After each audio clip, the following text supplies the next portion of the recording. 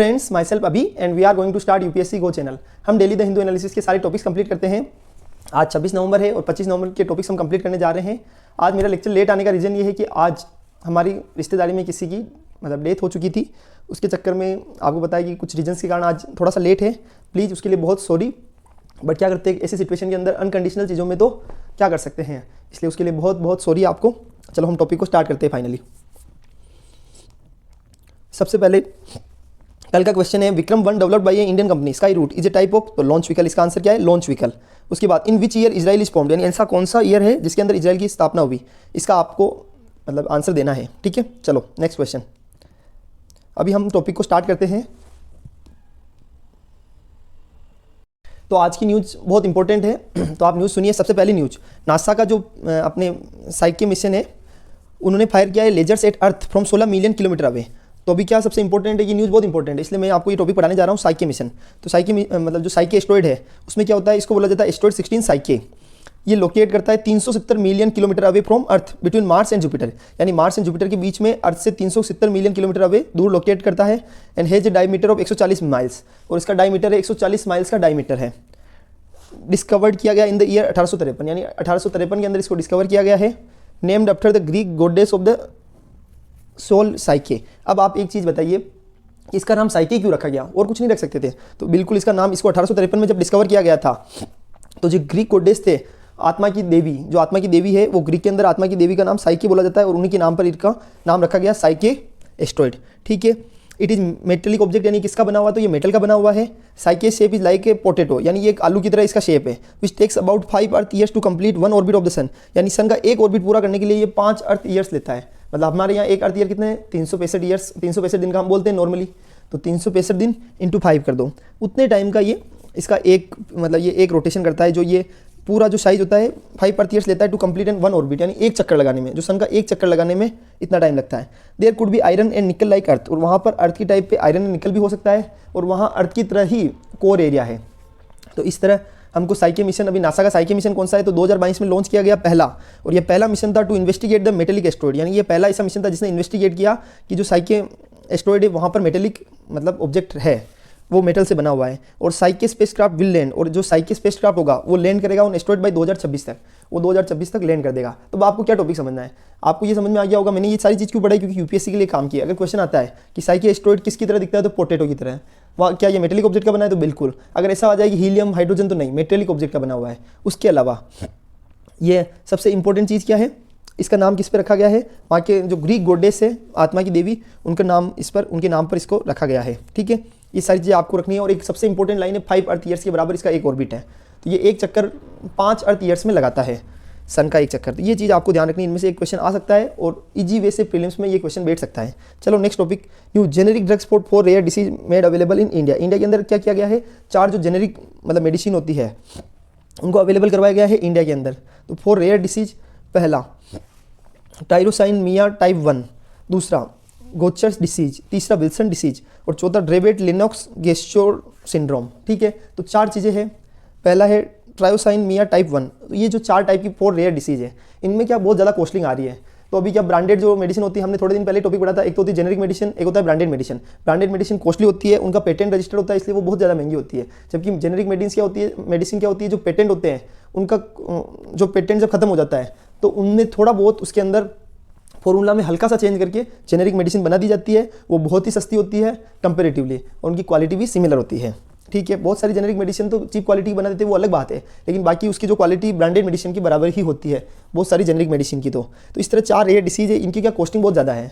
ठीक है, तो इंडिया के अंदर अभी हमको अब क्या समझना है, रेयर डिसीज। तो अब बस इसलिए व्यवस्था की जा रही है, गवर्नमेंट के द्वारा प्लानिंग की जा रही है कि जेनेरिक मेडिसिन, इनके लिए प्रॉपर्ली जेनेरिक मेडिसिन को लॉन्च किया जाए, उनको अवेलेबल करवाया जाए, और वो अवेलेबल हो चुकी है। और उसका क्या बेनिफिट मिलेगा, ये बहुत ज़्यादा सस्ती पड़ेगी। रेयर डिसीज का मतलब होता है, सबसे पहले ये देखो कि इंडिया के अंदर 6 से 8 हज़ार क्लासिफाइड रेयर डिसीज है, but less than 5% of therapy available to treat them. लेकिन कितनी, केवल 5% से कम थेरेपी अवेलेबल है उनको। अब इस चीज़ को याद रखना है। टोटल कितनी, 6 से 8 हज़ार क्लासिफाइड रेयर डिसीज है, उसके अलावा बट लेस देन 5% है therapy available to treat them. और उन पर कितना, केवल उनमें से, इतनी क्लासिफाइड डिसीज में से केवल 5% डिसीज ऐसी है जिनके लिए थेरेपी अवेलेबल है। 95% रेयर डिसीज है नो अप्रूव ट्रीटमेंट। अभी तक 95% जो रेयर डिसीज है उनके लिए तो ट्रीटमेंट ही नहीं है, और 5% के लिए थेरेपी अवेलेबल है, जो भी बहुत ज़्यादा कॉस्टली है। जिनके लिए ब्रांडेड मेडिसिन काम में आती है।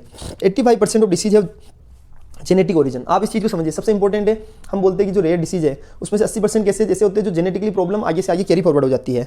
Some time it has serious impact also, और कुछ टाइम तो ऐसा होता है कि इनका सीरियस इंपैक्ट भी पड़ता है। किस पर सीरियस इंपैक्ट पड़ता है कि ये जो डिसीज होती है रेयर डिसीज, उनका पूरी हेल्थ पर, उनकी पूरी लाइफ पर, हर चीज़ पर बहुत ज़्यादा इंपैक्ट पड़ता है। National policy of rare disease, एक रेयर डिसीज के लिए सरकार नेशनल पॉलिसी लेके आई है, ministry of health and family welfare, पहला पॉइंट। दूसरा, 2021 के अंदर सरकार ने इसको लॉन्च किया है, national policy of rare disease, ministry of health and family welfare ministry है। उसके अलावा इसका फोकस क्या है, तो ये रिसर्च पर फोकस करती है, लोकल प्रोडक्शन पर फोकस करती है मेडिसिन के। उसके अलावा जो ट्रीटमेंट होता है उसकी कास्ट को लोअर करने का काम, मतलब कॉस्ट को लोअर करने का काम भी कौन करती है कि कम से कम कॉस्ट हो, ये नेशनल रेयर, मतलब जो नेशनल हमारी पॉलिसी है रेयर डिसीज की, उसके लिए।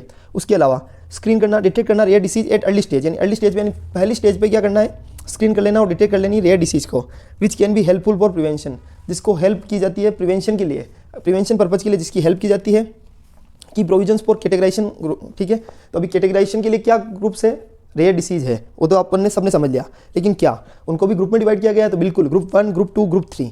ऐसे डिसऑर्डर्स जो कि वन टाइम, मतलब बहुत सारी ऐसी डिसीज होती है जो केवल वन टाइम ट्रीटमेंट के लिए अवेलेबल, ऐसे डिसीज होती है जो केवल वन टाइम ट्रीटमेंट से ही जिनका काम हो जाता है, उनको बोला जाता है ग्रुप 1 डिसीज, उनके लिए दिया जाता है। उनके लिए सरकार ने 20 लाख रुपए की व्यवस्था करवा रखी है कि 20 लाख रुपए तक की खर्चा कौन देगा, गवर्नमेंट दे सकती है। ठीक है, उसके अलावा ग्रुप 2 डिसीज, जिसके अंदर लाइफ लॉन्ग ट्रीटमेंट या लॉन्ग टर्म ट्रीटमेंट चाहिए, उनको बोला जाता है ग्रुप 2 डिसीज। और ग्रुप 3 डिसीज के अंदर treatment is available but very costly और लाइफ लॉन्ग, ट्रीटमेंट तो अवेलेबल है लेकिन बहुत महंगा, बहुत ज़्यादा ही महंगा, और लेकिन वो लॉन्ग टर्म तक लाइफ लॉन्ग भी चल सकता है। ग्रुप 2 के अंदर लाइफ लॉन्ग तो चाहिए बट उनके अंदर थोड़ा सा उनकी कॉस्टिंग कम होती है। Financial support to group 1 patient को फाइनेंशियल सपोर्ट दिया जाएगा 20 लाख तक का, ये मैंने ऑलरेडी बता दिया है, किसके अंदर, राष्ट्रीय आरोग्य निधि के अंदर। ये चीज़ आपको ध्यान में रखनी है। तो अभी इस चीज़ को देखो, बीपीएल पॉपुलेशन पर्सन, अभी कौन कौन से ऐसे पर्सन्स है जिनको एक्चुअल में 20 लाख तक की सुविधा दी जाएगी, जो हमने बोल दिया है कि भाई फाइनेंशियल सपोर्ट दिया जाएगा ग्रुप 1 पेशेंट्स को। तो उसके लिए एक तो बीपीएल के जो पॉपुलेशन है, बीपीएल बिलो पॉवर्टी लाइन की जो पॉपुलेशन है, उसके अलावा पर्सन, ऐसे पर्सन जो कि एलिजिबल है एज पर प्रधानमंत्री जन आरोग्य योजना, उन सभी को 20 लाख तक की सुविधा दी जाएगी ग्रुप 1 डिसीज के लिए। उसके बाद अल्टरनेटिव फंडिंग की भी व्यवस्था की गई है national policy for rare disease के अंदर। अल्टरनेटिव फंडिंग कैसे, एक डिजिटल प्लेटफॉर्म बनाया जाएगा जिसमें कोई भी व्यक्ति, कोई भी इंसान जब भी उसका मन हो वॉलंटरी कंट्रीब्यूशन दे सकता है। ये बहुत इंपॉर्टेंट है, वॉलंटरी कंट्रीब्यूशन कौन दे सकता है, कोई भी इंसान कभी भी, या कोई भी ऑर्गेनाइजेशन, कोई भी संस्था वॉलंटरी कंट्रीब्यूशन देंगे, और इसके थ्रू उस डिजिटल प्लेटफॉर्म के हेल्प से क्या होगा, सबसे मेन एक ही फायदा मिलेगा कि वहाँ पर वॉलंटरी कंट्रीब्यूशन मिल जाएगा। और इस तरह सरकार उस वॉलंटरी कंट्रीब्यूशन से किसका फायदा करेगी, जो एक्चुअल में व्यक्ति परेशान है, जो इस रेयर डिसीज को फेस कर रहे हैं उनका, और अगर वो ब्रांडेड मेडिसिन को अगर बियर नहीं कर पा रहे, या कॉस्टली जो मेडिसिन होती है उनको बियर नहीं कर पा रहे, तो उस केस में क्या होगा, इस फंडिंग के थ्रू उनको बेनिफिट प्रोवाइड किया जाएगा। चलो, अब एक टॉपिक और बहुत इंपॉर्टेंट चल रहा है, diamond industry. Diamond demand Bharat में बहुत ज़्यादा बढ़ रही है शादियों की वजह से, तो अभी हमको क्या पढ़ना है, डायमंड इंडस्ट्री। डायमंड इंडस्ट्री के अंदर आपको एक छोटी सी चीज़ ध्यान रखनी होगी, यहाँ पर 2 टाइप्स ऑफ डिपॉजिट्स होते हैं, एक तो होता है इग्नियस रॉक्स, एक होता है एल्यूअल डिपॉजिट। यानी इग्नियस रॉक्स यानी जो सीधे चट्टानों से निकाला जाता है, एक होता है एल्यूअल डिपॉजिट जिसको पॉलिश किया जाता है, जिसको कट किया जाता है और उसको प्रॉपर्ली डिपॉजिट किया जाता है। उसके बाद सबसे ज़्यादा हमारा इंपॉर्टेंट 4 ऐसे एरिया है जहाँ पर डायमंड का पॉलिशिंग, कटिंग और जो डायमंड से रिलेटेड वर्किंग है वो बहुत ज़्यादा होती है। पहला आंध्र प्रदेश, उसके अंदर अनंतपुर, कडप्पा, गुंटूर, कृष्णा, कुर्नूल के अंदर होता है। उसके बाद मध्य प्रदेश के अंदर क्या, पन्ना जो बेल्ट है वहाँ पर सबसे ज़्यादा डायमंड इंडस्ट्री से रिलेटेड वर्किंग होती है। उसके बाद छत्तीसगढ़ में रायपुर एंड बस्तर डिस्ट्रिक्ट, वहाँ पर सबसे ज़्यादा, रायपुर एंड बस्तर डिस्ट्रिक्ट के अंदर सबसे ज़्यादा वर्किंग होती है डायमंड से रिलेटेड। उसके अलावा ओडिशा में महानदी एंड गोदावरी जो वैली होती है उसके बीच में, इन दोनों एरिया के बीच में सबसे ज़्यादा डायमंड से रिलेटेड वर्किंग होती है। इंडिया, सबसे इंपॉर्टेंट चीज़ याद रखना, इंडिया वर्ल्ड के अंदर जो largest cutting and polishing centre है इंडिया, जो हमारा देश भारत है, भारत महान। Import of rough gem diamond, हमारे यहाँ सबसे ज़्यादा इंपोर्ट का, मतलब डायमंड के अंदर सबसे ज़्यादा हम रफ जेम डायमंड को इंपोर्ट करते हैं। उसके बाद ये एक चीज़ ध्यान रखना कि हमारे यहाँ पर जो प्रोडक्शन होता है, डायमंड जो प्रोडक्शन होता है वो कहाँ होता है, तो ओनली एमपी के अंदर। यानी पॉलिशिंग और कटिंग का काम तो सब जगह होता है, कटिंग एंड पॉलिशिंग, लेकिन अगर आप प्रोडक्शन की बात करोगे तो वो मध्य प्रदेश स्टेट में सबसे ज़्यादा होता है। उसके बाद इंडिया डायमंड इंडस्ट्री कवर करती है 7% ऑफ जीडीपी को, और इंडिया का जो टोटल एक्सपोर्ट है उसमें से केवल 15%, इतना एक्सपोर्ट, 15% एक्सपोर्ट किसका है, डायमंड्स का। तो ये भी अपने आप में एक बहुत बड़ी बात है, इट्स ए नॉट ए छोटा डेटा, ये एक छोटा डेटा नहीं है। तो अभी हमको क्या टॉपिक देखना है कि नेक्स्ट टॉपिक है सेंटर एग्जाम CERT, यानी जो कंप्यूटर इमरजेंसी रिस्पांस टीम है उनको उन्होंने RTI एक्ट से एग्जाम कर दिया है। तो अभी हमारे लिए ये टॉपिक बहुत ज़्यादा इंपॉर्टेंट है। तो इसके अंदर सबसे खास चीज़ क्या है, इसके अंदर है Indian computer emergency response team. तो 2 टॉपिक है, एक right to information act 2005, it is a functional organisation. सबसे पहले इसको समझ लेते हैं, CERT को कंप्यूटर इमरजेंसी रिस्पांस टीम, ये एक फंक्शनल ऑर्गेनाइजेशन है, ministry of information and electronic technology. याद रखना मिनिस्ट्री कौन सी है, ministry of information and electronics technology. National nodal agency for responding to computer security, इनका उद्देश्य क्या है कि जो साइबर क्राइम्स होते हैं उनसे रिलेटेड कोई भी इंसिडेंट्स होते हैं तो उन पर रिस्पॉन्ड करना, उनसे रिलेटेड डिसीजंस लेना, ये सारे काम किसके हैं? ये काम है CERT computer emergency response team के। इसका ऑब्जेक्ट क्या है? इंडियन साइबर स्पेस को सिक्योर करना है। उसके अलावा ये 2004 से वर्किंग कर रहे हैं एंड ये इन्फॉर्मेशन को कलेक्ट करती है साइबर इंसिडेंट से रिलेटेड, कोई भी अलर्ट करना, लोगों को अवेयर करना, इमरजेंसी मेजर्स को अपनाना। उसके अलावा coordination of cyber incident response activity. आज एक एडिटोरियल बहुत इंपॉर्टेंट आया है, वो है need for climate smart agriculture in India. India के अंदर क्लाइमेट स्मार्ट एग्रीकल्चर, इससे रिलेटेड सारी चीज़ें हम पढ़ेंगे। उससे पहले मैं आपको दो छोटी सी इन्फॉर्मेशन देना चाह रहा हूँ। इसको एडिटोरियल को पढ़ने से पहले दो अच्छे से इंपॉर्टेंट टॉपिक्स समझा देता हूँ। एक तो है बर्ड फ्लू। इसका क्या है कि जो चाइना है, कल हमने पढ़ा था कि अभी चाइना में क्या हो रहा है कि एवियन इन्फ्लुएंजा वायरस बहुत फैल रहा है, तो अभी उससे रिलेटेड हमको टॉपिक एक्चुअली न्यूज़ में आया है तो उसको पढ़ना है। तो एवियन इन्फ्लुएंजा वायरस, इसके अंदर क्या होता है? इसको बोला जाता है बर्ड फ्लू। बर्ड फ्लू क्या होता है? वाइल्ड गीज, देखो एक तो हिमाचल प्रदेश में वाइल्ड गीज है, राजस्थान मध्य प्रदेश में क्रो है, उसके अलावा केरला के अंदर डक्स है और हरियाणा के अंदर बर्ड्स है। तो एवियन इन्फ्लुएंजा और bird flu is a continuous viral disease है caused by influenza type A virus which affect birds, जो कि बर्ड्स को अफेक्ट करती है। अब आप एक चीज़ समझिए, एक तो होता है कंटेजियस वायरस, एक तो होता है ह्यूमन से ह्यूमन ट्रांसमिट होना, एक ह्यूमन से ह्यूमन ट्रांसमिशन नहीं होना, दो चीज़ें होती है। अब मेनी टाइप्स ऑफ स्टेयर्स, इसके अंदर बहुत सारे टाइप के स्ट्रेंस है। वाइल्ड एक्वेटिक बर्ड सच जिसमें डक्स हो गया, गीज हो गया, ये नेचुरल रिजर्वियर है। कहने का मतलब ये ध्यान रखना, एक तो होता है डक्स एंड गीज, ये दो टाइप के जो वाइल्ड एक्वेटिक बर्ड्स है वो इसके नेचुरल रिजर्वियर है। उसके अंदर ऑलरेडी इनके अंदर बर्ड फ्लू कितनी बार पाया जाता है और इसके अंदर इससे ही बर्ड फ्लू फैलता है। तो अब हिस्ट्री समझो, ये होता है 1997 में बर्ड फ्लू इन हांगकांग। सबसे पहले ये कहाँ फैला था? तो हांगकांग के अंदर फैला था। H5N1 strain of virus, H5N1 strain of virus है इसका। अभी एक H1N1 होता है, वो किसका है? वो स्वाइन फ्लू का होता है। वैसे H5N1 स्ट्रेन ऑफ वायरस किसका है? ये वायरस है अपने बर्ड फ्लू का। अभी आपको ये चीज़ क्यों बता रहा हूँ? क्योंकि यूपीएससी में ऑलरेडी क्वेश्चन आया कि स्वाइन फ्लू का जो H1N1 वायरस है वो किसका है? तो भाई स्वाइन फ्लू का, ये क्वेश्चन आया था। देन अदर इसके strain H5N2, H9N2, birds to human transmission और not human to human transmission. अब इस चीज़ को समझ लो कि ये क्या कंटेजियस वायरस तो है, लेकिन क्या ह्यूमन से ह्यूमन ट्रांसमिशन नहीं होता है, बर्ड से ह्यूमन में ट्रांसमिशन हो जाता है। तो ये आपको याद रखना है, बर्ड टू ह्यूमन ट्रांसमिशन हो जाता है इसका, और तभी अच्छा है। अगर ह्यूमन से ह्यूमन कोई भी बीमारी फैलने लग जाती है, वो कोविड की तरह है, तो उस टाइप के जो वायरस होते हैं वो बहुत ज़्यादा प्रॉब्लम क्रिएट करते हैं। सिम्टम्स क्या है? एक तो फीवर होता है, एक कफ होता है, एक सोर थ्रोट होता है, मतलब आदमी को बुखार आ सकती है, कफ हो सकता है, निमोनिया हो सकता है। ये सारे केस किसके हैं? ये सारे केस है बर्ड फ्लू के। इसलिए क्योंकि निमोनिया अभी जोरदार फैला हुआ है कहाँ पर? चाइना के अंदर, और हो सकता है कि वो बाद में कोविड जैसी महामारी भी बन जाए। अभी तक WHO ने उनसे डेटा मांगा है पर उन्होंने डेटा दिया ही नहीं है। इतने बड़े तो चाइना के अंदर लोग हैं, ऐसे तो मतलब उनको अपन बोल सकते हैं ऐसे तो चोर है। ठीक है, ट्रीटमेंट एंटीवायरल ड्रग। देखो चाइना के अंदर एक ही दिक्कत है कि चाइना अपनी नीति, उनकी बहुत ही पॉलिसी अलग है, वो विस्तारवादी नीति से चलते हैं। अगर आप उनकी पॉलिसी देखोगे, जैसे बेल्ट एंड रोड इनिशिएटिव है, तो उनका एक ही मकसद रहता है कि दूसरे के मतलब हिस्से को कब्जा करना। इंडिया से भी लड़ाई है, उनके जितने भी पड़ोसी कंट्रीज है, यहाँ तक कि रशिया, जिससे अभी बहुत ज़्यादा प्रेम बन रहा है उनका, उनसे भी उनके बॉर्डर डिस्प्यूट है। इसका मतलब ऐसी कंट्री चाइना, ऐसी मतलब जिनकी ऐसी कंट्री है जिसके उनकी हर नेबरिंग स्टेट के साथ में डिस्प्यूट है। उनका सबसे खास दोस्त है पाकिस्तान, और जिसको भी उन्होंने, उनके ऊपर भी उन्होंने बहुत ज़्यादा, बलूचिस्तान में लोग उनका विरोध कर रहे हैं। किसके लिए? क्योंकि जो कि चाइना पाकिस्तान इकोनॉमिक कॉरिडोर है, जो कि बेल्ट एंड रोड इनिशिएटिव का मुख्य पार्ट है, उसके कारण हमने इसका टॉपिक भी ऑलरेडी पढ़ा है। ये सिर्फ आपको समझाने के हिसाब से बता रहा था, साथ ही साथ चाइना की पॉलिसीज। तो वहाँ निमोनिया फैला हुआ, इसलिए ये न्यूज़ में है। उसके अलावा ट्रीटमेंट क्या है? तो एंटीवायरल ड्रग, स्पेसिफिकली ओसेल्टामिविर, याद रखना नाम, ओसेल्टामिविर जो एंटीवायरल ड्रग है वो इंप्रूव करती है the prospect of survival in humans, यानी ह्यूमंस के अंदर जो सर्वाइवल की जो प्रोस्पेक्ट होती है उसको इंप्रूव करने का काम करती है।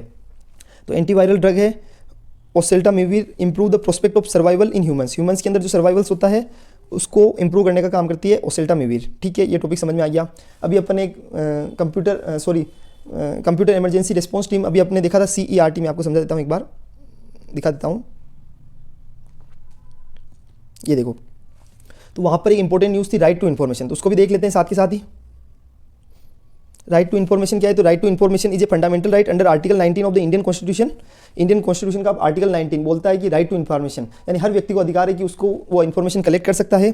एज पर Rajnarayan versus state of UP case, supreme court का 1976 का केस है, उसके हिसाब से government enacted the right to information act in 2005। Government ने इनेक्ट किया है RTI एक्ट कब? 2005 में, जो प्रोवाइड करता है machinery for exercise this fundamental right, यानी इस फंडामेंटल राइट को एक्सरसाइज करने के लिए जो मशीनरी प्रोवाइड करने का काम कौन करता है? गवर्नमेंट ने किया था 2005 में।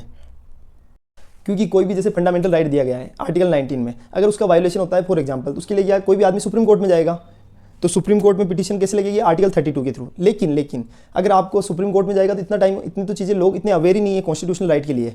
ठीक है, लेकिन इस केस में क्या होता है कि गवर्नमेंट ने स्पेसिफिकली एक एक्ट पास किया है, उसका नाम है राइट टू इन्फॉर्मेशन एक्ट 2005, जिससे क्या होगा गवर्नमेंट को मतलब लोगों को क्या होगा, राइट टू इन्फॉर्मेशन एक्ट के लिए ऑफिसर्स के पास जाने का पावर है, तो उससे क्या फ़ायदा मिलेगा, उससे उनके लिए एक प्रॉपर मशीनरी उनको अवेलेबल हो गई है। अब आरटीआई एक्ट 2005 वो एम्पावर करता है ordinary questions to question the government and its working. यानी इसका क्या कारण है कि ये ऑर्डिनरी क्वेश्चंस मतलब एम्पावर करता है ordinary question to question the government, यानी गवर्नमेंट को क्वेश्चन करने के लिए, एंड इट्स वर्किंग। उसके अलावा ऑल कॉन्स्टिट्यूशनल, अगर गवर्नमेंट और उसकी वर्किंग से रिलेटेड जो भी क्वेश्चन है उनसे रिलेटेड क्वेश्चन पूछने का राइट किसको है, पब्लिक को। All constitutional authority agency owned and control which are financed by government. इसके अंदर क्या क्या आती है, इसके अंदर और सारी कॉन्स्टिट्यूशनल अथॉरिटी से आप क्वेश्चन पूछ सकते हो, एजेंसी से पूछ सकते हो, कंट्रोल जो कि कंट्रोल्ड है या फाइनेंस है गवर्नमेंट के द्वारा। उसके अलावा any delay in information is liable for penalty, अगर कोई भी इन्फॉर्मेशन के कारण डिले होती है तो उसके लिए क्या है, पेनल्टी के लिए भी लाइबल है, जो ऑफिसर उसके लिए जिम्मेदार है। Information that is exempted from this act, यानी ऐसी भी इन्फॉर्मेशन है जो कि एग्जेम्प्ट है इस एक्ट से, वो है इन्फॉर्मेशन अगर हमारी इंडिया की सोवरेनिटी और इंटीग्रिटी को अगर कोई भी इन्फॉर्मेशन अफेक्ट कर रही है तो उस केस में क्या होगा, उस केस में सिंपल सा ये प्रोविजन है कि उस केस के अंदर जो इन्फॉर्मेशन है उसको एग्जेम्प्ट कर दिया गया है। जैसे आईबी, ईडी, रिसर्च ऑर्गेनाइजेशन, ये ऐसी बॉडीज है जैसे कंप्यूटर इमरजेंसी रिस्पॉन्स टीम, अभी इसको लिस्ट में ऐड किया है, ये एग्जेम्प्टेड है। किससे एग्जेम्प्ट है कि इनसे आप राइट टू इन्फॉर्मेशन के तहत इन्फॉर्मेशन नहीं मांग सकते हो, क्योंकि वो किसी का पर्सनल डेटा है, सीबीआई की इन्वेस्टिगेशन टीम है, अगर वो अपना डेटा प्रोवाइड कर देंगे, आईबी अपना डेटा प्रोवाइड करेंगे, इंटेलिजेंस ब्यूरो, तो उस केस में हमारे देश की सोवरेनिटी और इंटीग्रिटी को खतरा पहुंच सकता है। इस तरह टोटल 26 से 27 ऐसी बॉडीज़ है, ऐसी मतलब ऑर्गेनाइजेशन है जिनको एग्जाम कर रखा है गवर्नमेंट ने आरटीआई एक्ट से। तो आपने ये टॉपिक समझ लिया। अब आप एक छोटी सी चीज़ समझो कि जैसे सेंट्रल इन्फॉर्मेशन कमीशन होते हैं, स्टेट इन्फॉर्मेशन कमीशन होते हैं, कमिश्नर होते हैं, इनको कौन अपॉइंट करता है, इनको अपॉइंट मतलब सेंट्रल गवर्नमेंट की जो बॉडीज होती है स्टेट गवर्नमेंट के बॉडीज़ के द्वारा, ये एक तरह से उनकी स्टेट गवर्नमेंट की बॉडीज़ है तो, और सेंट्रल गवर्नमेंट की बॉडीज़ है, इनको कंट्रोल आरटीआई एक्ट 2005 के थ्रू किया जाता है। चलो ये टॉपिक अपन ने अच्छे से समझ लिया है, बर्ड फ्लू भी समझ लिया है। अब एक बहुत अच्छा एडिटोरियल आया है, इसको अच्छे से समझ लो, बहुत इंपॉर्टेंट है। आज एक्चुअली क्या मतलब वो डेथ के कारण थोड़ा सा इश्यू आ गया है, इसके लिए बहुत बहुत सॉरी।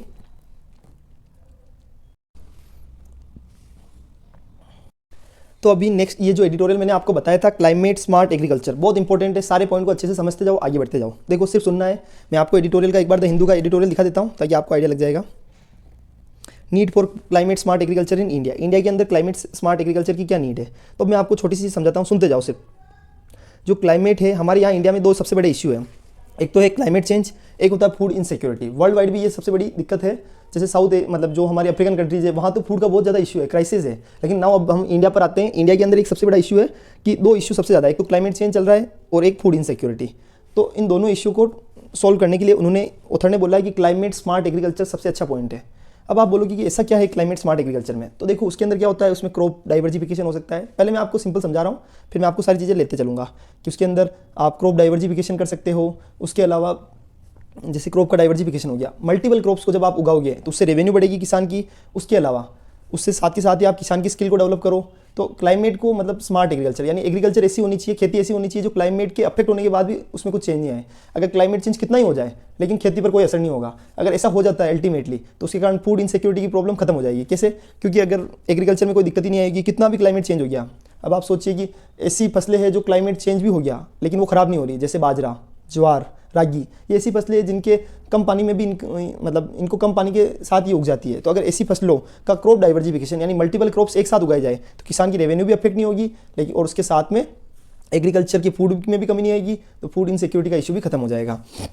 अब समझो क्लाइमेट चेंज से क्या क्या चीज़ें अफेक्ट होती है। एक तो होता है साइक्लोन, क्लाइमेट चेंज, एक तो साइक्लोन को क्लाइमेट चेंज से क्या क्या चीज़ें हो सकती है, एक तो साइक्लोन आ सकता है, वाटर क्राइसिस आ सकते हैं, सूखा पड़ सकता है, एग्रीकल्चर इरिगेशन इशू। जैसे क्या होता है कि अगर क्लाइमेट चेंज होगा, अगर बहुत ज़्यादा गर्मी पड़ेगी तो बहुत ज़्यादा खेतों को पानी की ज़रूरत होगी, फसलों को, और अगर हम जो भूजल से खेती करेंगे तो उस टाइम पे क्लाइमेट हमारा जो पीने का पानी है उसमें इशू आ सकता है। तो agriculture irrigation issue, food insecurity, और अल्टीमेटली अगर क्लाइमेट चेंज बार बार होगा तो ऐसी फसलें जो मल्टीपल चेंज को अगर एक्सेप्ट नहीं कर पाती है तो वो फसलें ख़राब हो जाएगी। तो ये भी अपने आप में बहुत बड़ा इशू है।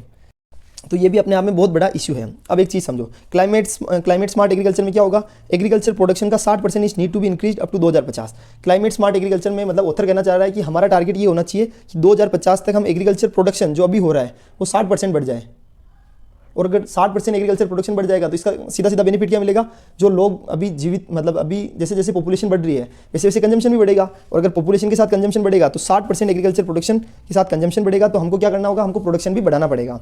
3 पिलर से क्लाइमेट स्मार्ट एग्रीकल्चर की हमको क्या करना है, सबसे पहले एग्रीकल्चर की प्रोडक्टिविटी को बढ़ाना है। कहने का मतलब ये कि हमारे जो फूड होना चाहिए वो क्वालिटी वाला फूड भी होना चाहिए, साथ ही प्रोडक्टिव होना चाहिए, न्यूट्रिशियस होना चाहिए, और मल्टीपल मतलब एक तरह से डाइवर्सिफाई होना चाहिए। तो एग्रीकल्चर प्रोडक्टिविटी इंक्रीज़ करनी होगी हमें, अल्टीमेटली किसान को उससे बेनिफिट मिले। एंड वो भी क्वालिटी वाले मैनर में। Crops that does not affect from climate change, हमको ऐसी फसलों को उगाना होगा जो क्लाइमेट चेंज से अफेक्ट नहीं हो, जैसे बाजरा, रागी और ज्वार। तो ये 3 पिलर समझो। तीसरा है reduce green house gas emission, और हमको GHG एमिशन यानी जो कार्बन का उत्सर्जन होता है उसको कम से कम करना है। उससे क्या होगा, उसका बेनिफिट ये मिलेगा, सीधा स्ट्रेट फॉरवर्ड एक ही बेनिफिट है, उससे हमारा क्लाइमेट चेंज के अंदर जो GHG एमिशन कम होगा तो क्लाइमेट चेंज भी कम होगा, तो क्लाइमेट चेंज कम होगा तो उसका बेनिफिट क्या मिलेगा, उसका बेनिफिट ये मिलेगा कि फूड इनसिक्योरिटी का इशू भी खत्म हो जाएगा। लेकिन ये तीनों चीज़ें, तीनों पिलर्स एक साथ काम करने चाहिए। प्रोडक्टिविटी भी बढ़ानी है, ग्रीन हाउस गैस एमिशन को भी कम करना है, और ऐसी फसलों को ज़्यादा उगाने की कोशिश करनी है जो क्लाइमेट चेंज से अफेक्ट नहीं हो। Reforms needed in our system to reduce impact of climate change, यानी क्लाइमेट चेंज के इंपैक्ट को अगर रिड्यूस करना है तो हमें हमारे सिस्टम के अंदर रिफॉर्म्स की नीडेड है। अब आप ऐसा बोलो कि ऐसा भी होता है, तो बिल्कुल होता है। अब मैं आपको इसकी छोटी सी चीज़ समझाता हूँ। अगर क्लाइमेट चेंज है, उसका अगर हमने हमारे सिस्टम, हमारे इंफ्रास्ट्रक्चर को ऐसा डेवलप करना होगा, जैसे कि सोलर सिस्टम लग रहे हैं, रिन्यूएबल एनर्जी का यूज़ कर रहे हैं, तो उससे कार्बन का उत्सर्जन कम होगा। कार्बन का उत्सर्जन कम होगा तो उससे क्या होगा, क्लाइमेट चेंज भी कम आएगा, और उससे जो होने वाले इंपैक्ट है वो भी ऑटोमेटिकली रिड्यूस हो जाएंगे। फोकस ऑन एग्रो फॉरेस्ट्री, हमको फोकस किस पे करना है, एग्रो फॉरेस्ट्री पे फोकस करना है। अगर 10 ट्री हम 1 ट्री काट रहे हैं तो हमारा उद्देश्य होना चाहिए हम 10 ट्री को उगाएं। तो 10 trees needed to plant for 1 tree removal, यानी 1 ट्री काटना है तो कितने, 10 ट्री उगाने हैं। तो उसमें से 10 में से अगर 5 भी ट्री चलते हैं तो उससे क्या बेनिफिट होगा, सस्टेनेबल डेवलपमेंट बोलते हैं कि हम आने वाली जो हमारा फ्यूचर है, जो हमारी फ्यूचर के लोग हैं, जो हमारी फ्यूचर जनरेशन है, हम उन पर भी ध्यान रख रहे हैं। क्योंकि अगर क्लाइमेट हमारे पोल्यूशन फ्री इंडिया होगा तभी जाके हमारा जो फ्यूचर है वो भी एकदम, और एवरेज लाइफ भी बढ़ जाएगी इंसान की। Climate smart agriculture, focus on crop diversification, तो फूड सिक्योरिटी का इशू रिजॉल्व हो जाएगा, क्लाइमेट चेंज भी कंट्रोल हो जाएगा। अब आपने ये चीज़ भी समझ ली होगी। देखो अभी इस चीज़ को समझो, मैंने अभी ये तो शुरुआत में समझा दिया था कि अगर क्लाइमेट स्मार्ट एग्रीकल्चर का फोकस क्या होता है, क्रॉप डाइवर्सिफिकेशन पे। तो अल्टीमेटली एग्रीकल्चर की प्रोडक्टिविटी को बढ़ाना, क्रॉप डाइवर्सिफाई करना है, ऐसी फसलों को उगाना जो कि क्लाइमेट चेंज से जिस पर बहुत कम से कम इंपैक्ट पड़े, ग्रीन हाउस गैस को रिड्यूस करना है। और इससे क्या होगा, इससे फूड, सबसे पहले क्लाइमेट चेंज पर कंट्रोल आ जाएगा, कार्बन का उत्सर्जन कम होगा। उसके अलावा अगर क्रॉप डाइवर्सिफाई कर दी तो उससे क्या होगा, फूड इनसिक्योरिटी का इशू कम हो जाएगा। क्योंकि अगर ज्वार, बाजरा, रागी ऐसी भी है मोटा अनाज, तो उसको पब्लिक खाती है, तो उससे क्या होगा, ये लोगों के लिए खाने के लिए अनाज अवेलेबल होगा, और वो भी क्लाइमेट चेंज पर कितना भी असर आ जाए उसका कुछ फर्क नहीं पड़ेगा। तो इसका मतलब ये हो गया, अल्टीमेटली ऑथर क्या समझना चाह रहा है कि अब हमें क्लाइमेट स्मार्ट एग्रीकल्चर करना होगा, तभी जाके हम अपने फ्यूचर में 60% प्रोडक्शन को जब बढ़ा देंगे, तभी जाके जो बढ़ रही है पॉपुलेशन, उस पर, उसके साथ साथ हम, हमारी जो पॉपुलेशन बढ़ रही है उसके साथ के साथ हम भी हमारे समाज के अंदर जो एग्रीकल्चर की ज़रूरत है, एग्रीकल्चर में जो एम्प्लॉयमेंट है, एग्रीकल्चर को भी एक तरह से हम बढ़ावा दे सकते हैं, और ये बढ़ेगा तभी जाके फूड इनसिक्योरिटी की प्रॉब्लम सॉल्व होगी। तो इस तरह आज का टॉपिक बहुत अच्छे से पढ़ा है हमने एग्रीकल्चर को पढ़ लिया है, क्लाइमेट स्मार्ट एग्रीकल्चर, उसके अलावा avian influenza virus bird flu को समझा है, उसके अलावा राइट टू इन्फॉर्मेशन एक्ट को समझ लिया है, कंप्यूटर इमरजेंसी रिस्पॉन्स टीम को पढ़ लिया है, ठीक है। उसकी मिनिस्ट्री है ministry of informatics and information technology, ministry of information and electronic technology, ये भी पढ़ लिया है हमने। और साथ के साथ national policy of rare disease को पढ़ लिया है, रेयर डिसीज़ को समझ लिया है, और नासा का साइके मिशन को भी पढ़ लिया है। एक्चुअली क्या देखो, आज आपको ऐसा लग रहा होगा, हाँ ये क्वेश्चन देख लो, इन विच ईयर इजराइल फॉर्म्ड, तो इसका आंसर आपको बताना है। हाँ एक छोटी सी चीज़ मुझे आपको बोलनी है कि अगर आपको मेरे कारण आज छोटा सा भी इशू आए तो प्लीज़ इसको थोड़ा सा देखना, क्योंकि रीज़न ये है क्योंकि आज मेरे एक्चुअली कुछ पर्सनल व्यक्तिगत प्रॉब्लम्स के कारण मैं ये वीडियो थोड़ी सी लेट बना पा रहा हूँ, मैं अभी डाल रहा हूँ, इसको अच्छे से पढ़िए और कल से सारी वीडियो टाइमली आ जाएगी। Thank you so much. जय हिंद, जय भारत, भारत माता की जय।